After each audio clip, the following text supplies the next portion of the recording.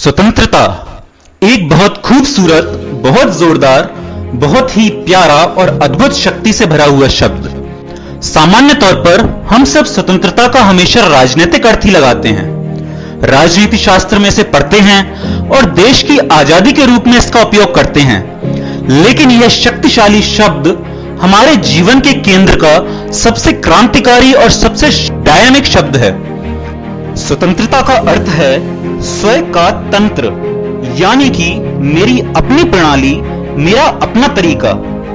प्रकृति की जितनी भी रचनाएं हैं सभी स्वतंत्र हैं और एक दूसरे से भिन्न हैं। यहां तक कि यदि आप एक ही पेड़ के दो आम एक ही समय में तोड़कर बारी बारी से खाएं तो उनके भी स्वाद में आपको फर्क महसूस हो जाएगा, क्योंकि इन दोनों ही आमों का तंत्र अलग अलग है। भले ही उनको रस पहुंचाने वाली जड़ें एक ही हैं और भले ही उन जड़ों को रस देने वाली जमीन भी एक ही है। आज के समय में हर कोई बाहर से तो स्वतंत्र दिखाई देता है, परंतु वह अंदर से परतंत्र ही है। हम अपनी इंद्रियों से परतंत्र हैं, मन के विचारों से परतंत्र हैं। अगर इंद्रियां मालिक हो जाएं और आत्मा इंद्रियों के आदेशों का पालन करने लगे तो आत्मा इंद्रियों की गुलाम हो जाती है। जबकि हमारी वास्तविक स्वतंत्रता तो वह है जब हम स्वयं मालिक हों और इंद्रियां हमारी गुलाम हों।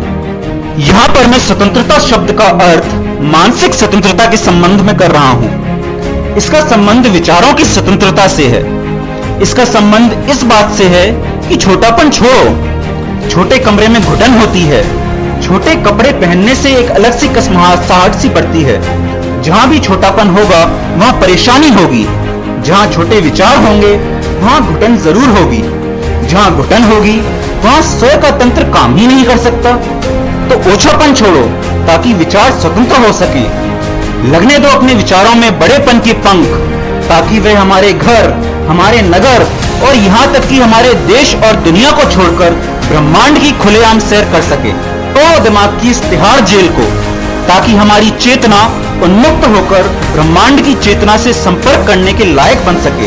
एट लास्ट बस यही कहना चाहूंगा कि हम शारीरिक रूप से तो स्वतंत्र हो गए हैं, लेकिन अब हमें मानसिक रूप से भी स्वतंत्र होना है। तो आइए स्वतंत्रता दिवस के पावन अवसर पर हम ये संकल्प लें कि अब हम मानसिक रूप से भी स्वतंत्र होंगे। अपने विचारों में एक नया दृष्टिकोण लाएंगे, जिससे हमारे विचारों की दिशा बदलेगी और उसी से ही हमारी दशा बदलेगी। Thank you.